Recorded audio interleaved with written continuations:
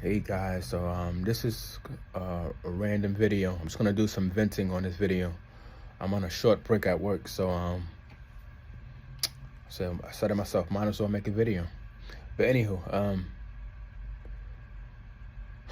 sometimes when bad things happen, right, we tend to forget that there is a lesson in every experience. When they say that everything happens for a reason, I really now believe that. I really believe it. When people say things happen for a reason, everything happens for a reason, I really believe it, right? So, starting off with the Jehovah's Witnesses. At the time, I didn't see, when I got this fellowship, right? And you guys know my story. I was falsely the fellowship. I had a group of men, 3 elders tell me, oh, you're not repentant. When I literally just stopped fornicating, I was inactive for quite a long time, right? So I was out in the world, sleeping around, fornicating, living a so-called worldly life, right? But for 2 years before I spoke to the elders, I've changed my entire life around, right?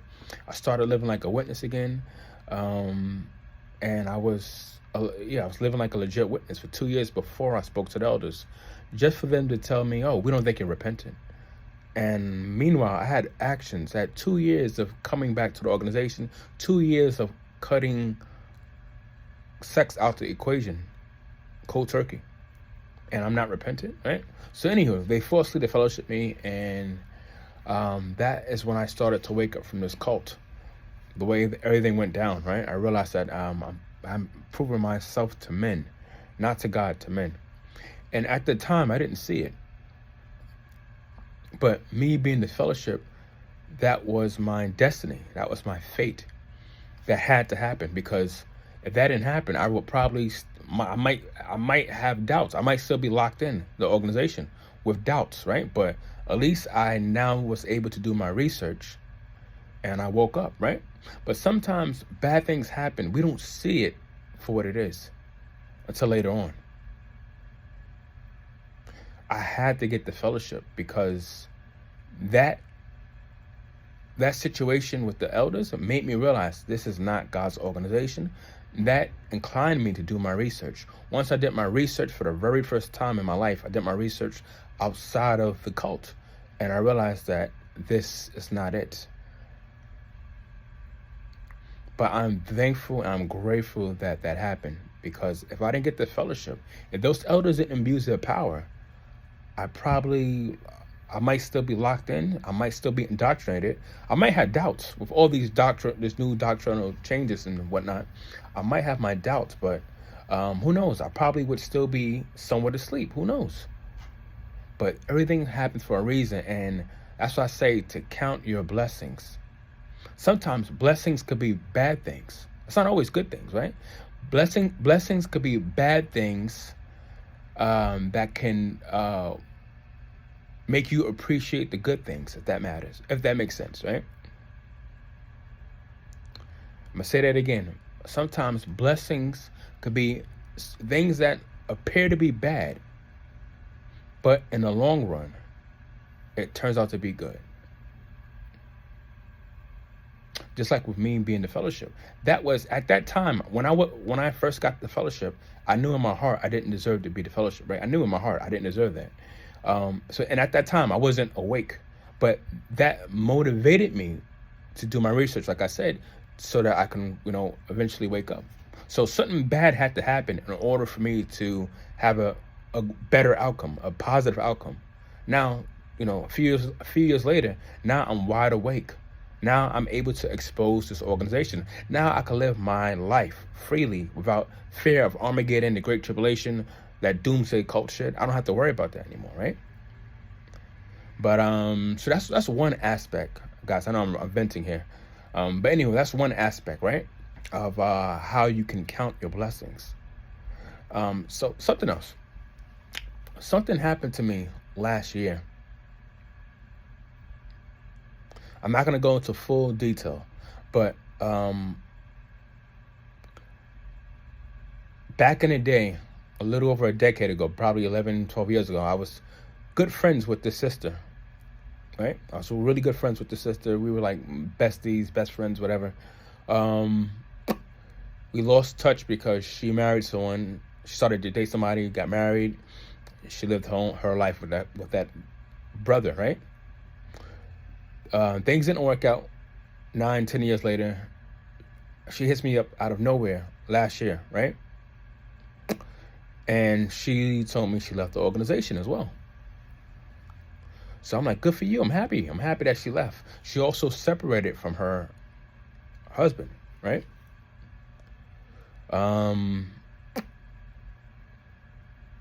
And I thought me and her we were gonna be good friends again, right?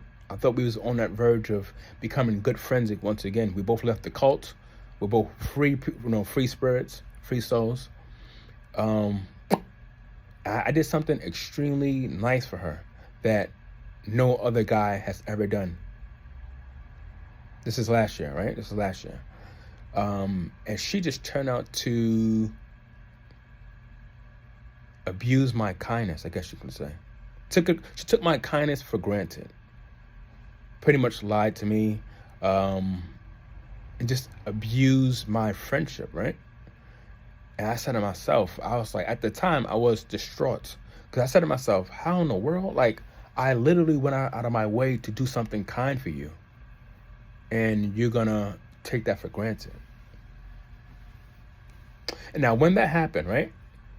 It made me realize all my real friends, all the people who truly do care about me and love me, it made me appreciate them even more. And I started to count my blessings. But it took... I already appreciated my friends, right? I already appreciate them. I already love them, so forth and so forth. But you know that saying, you don't know what joy is unless you experience pain and unhappiness, right? You got to experience something really bad in order for you to appreciate the good. So when this ExJW, when she abused my kindness, took it for granted, it made me appreciate the people even more so.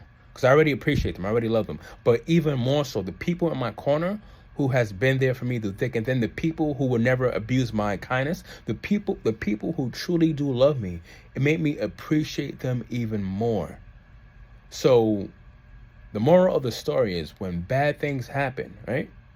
When bad things happen, there's always a lesson to be learned. There's always good that you can take from it. And thirdly, karma is a bitch. You have to be careful with the energy you put out. It always comes back. So going back to this ExJW lady, right? I did something extremely kind. I'm not going to mention it, but I did something extremely kind for her last year that no one has ever done for her ever. She took my kindness for granted. I spent a lot of money trying to do something nice for her, and it backfired, right? Now, when I say karma is real, I didn't get that money back from her. But the universe made sure that I was financially stable. I was able to get back more than what I lost.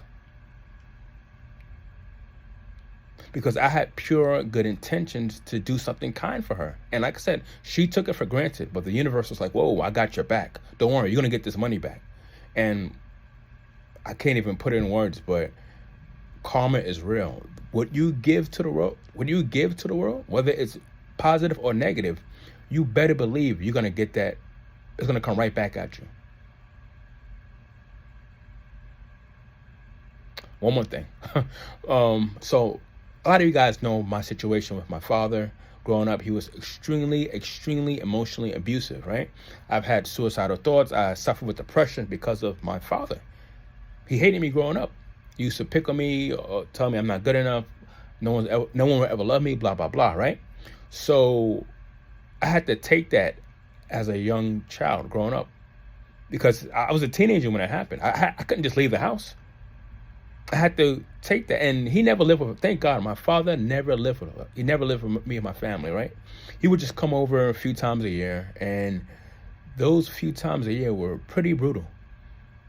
It's pretty brutal because he always found a way to somehow pick on me and abuse me emotionally, mentally. And now I am in my 30s, right? And I can honestly say that I'm over him. Like that, he doesn't have that power over me anymore. But it took me over 15 years to find my self-worth, right? And now when I going back to karma, now my father, now he wants to be a part of my life. He'll stalk my Facebook. I had to block him on Facebook. Can you believe I had to block my own father on Facebook because he was messaging me trying to make things right? Meanwhile, he never even apologized for the shit that he caused in the past. But karma is real because now it's too late. Now he wants me in his life. It's too late for that. It's too late for that.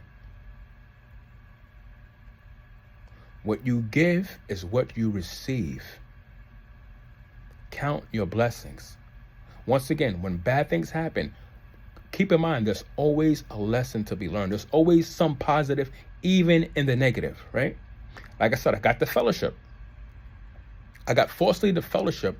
That inclined me to do my research, and boom, I was able to wake up with this ExJW sister. Well, it's not a sister no more, but it's this ExJW lady.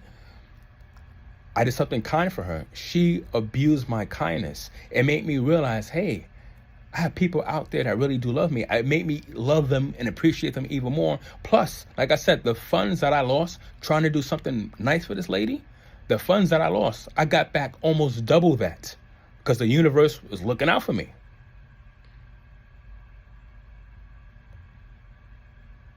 I am venting like crazy. But anywho, if you're still watching this video, thank you. Yeah, guys, just count your blessings. Just be thankful. If you woken up from this cult or Jehovah's Witnesses, right? A lot of us are shunned by our family and friends, right? But check this out. Check this out. And this is what keeps me sane, right? When I think about this. Yes, we're shunned by our Jehovah's Witness family and friends, but guess what? In the end, they are the ones that they're missing out. They're missing out on life. We're wide awake.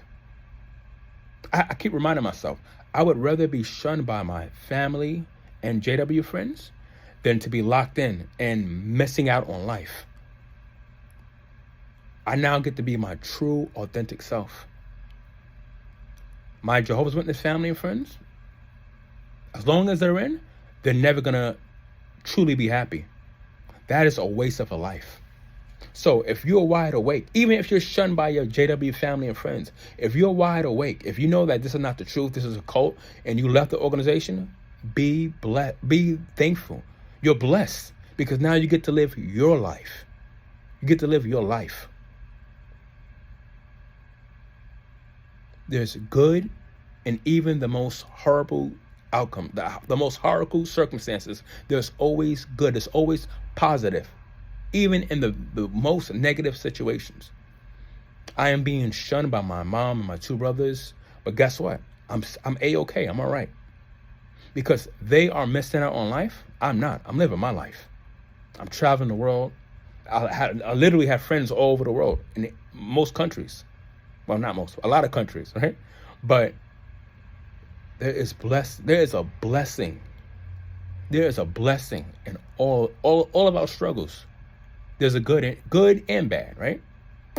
And I'm gonna end this video on that note. I know I'm venting, but sorry, I was just overthinking as usual, and yeah, wanted to make this video. So, guys, just remember the energy that you put out in this world, you will get it back. That's why I always strive to be kind. I always strive to be good because, trust me, it does come back to you one way or another. What you put out, whether it's good or bad, is gonna come back to you. Always strive to be good. Always try to see the positive. And even in the most negative situations, like I said, there is positive that you can always take from it. Guys, I love you. I'll see you guys on the next video.